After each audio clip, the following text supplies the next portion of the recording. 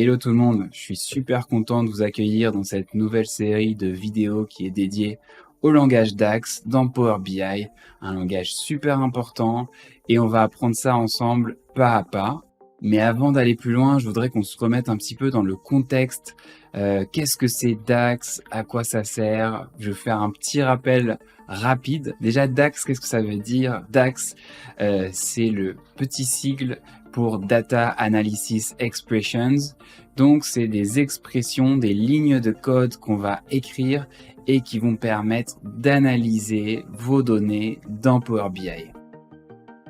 Donc, vous pouvez vous imaginer DAX comme un langage de formules, de même que dans Excel, vous écrivez vos formules, et bien dans Power BI, ça va être un peu similaire, sauf que ça va être du DAX et ça va répondre à d'autres normes, à d'autres concepts. C'est vraiment ça la puissance de Power BI, c'est cette capacité de fournir des analyses poussées à vos utilisateurs et c'est l'essentiel du potentiel de Power BI, c'est l'utilisation et une bonne utilisation de DAX. C'est vraiment indispensable de maîtriser DAX. De même que dans Excel, imaginez si vous utilisez Excel et vous n'avez aucune compétence en formule, vous connaissez aucune formule, vous imaginez bien que le potentiel d'Excel va être très limité. C'est un peu la même chose dans Power BI. On a besoin de maîtriser ce langage pour fournir des analyses poussées à nos utilisateurs. Alors, dans cette série de vidéos, je vais vraiment vous montrer les choses pas à pas, vous expliquer les concepts fondamentaux. Et pour ça, on va utiliser un outil qui est en ligne qui s'appelle dax.do. Je vais vous partager à chaque fois les liens des exercices qu'on va faire ensemble. Et l'avantage, c'est que vous n'avez rien à installer. À chaque fois, on va faire ça dans cet outil qui est en ligne. Allez, je vous propose de pratiquer ensemble. Je vous ai partagé le lien de l'exercice, donc vous pouvez le lancer. Vous allez arriver sur une page dans ce genre-là.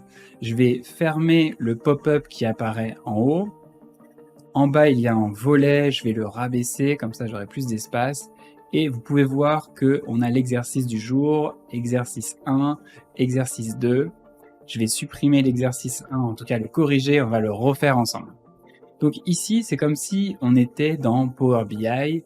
C'est une interface en ligne qui va nous permettre d'apprendre DAX sans avoir à ouvrir Power BI.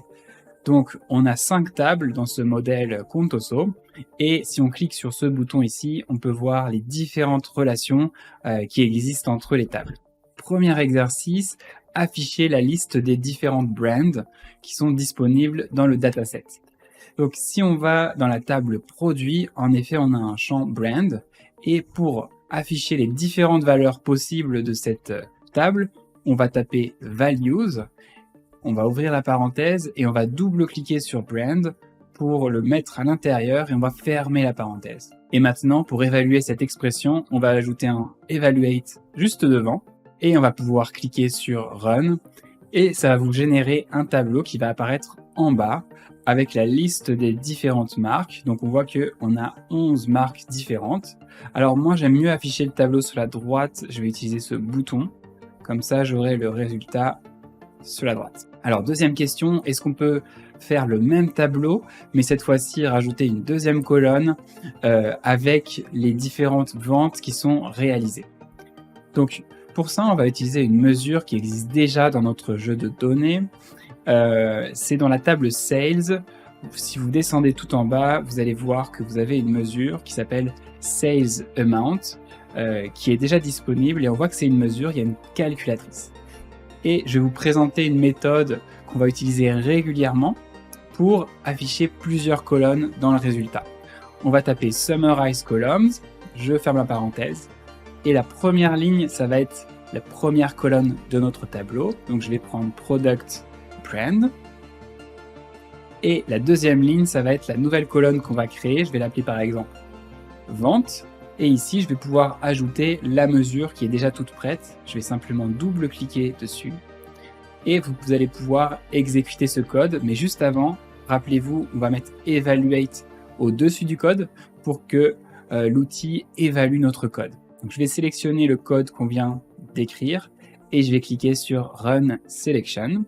Et vous pouvez voir que cette fois-ci, on a un tableau qui a été généré avec les marques et les ventes respectives pour chaque marque.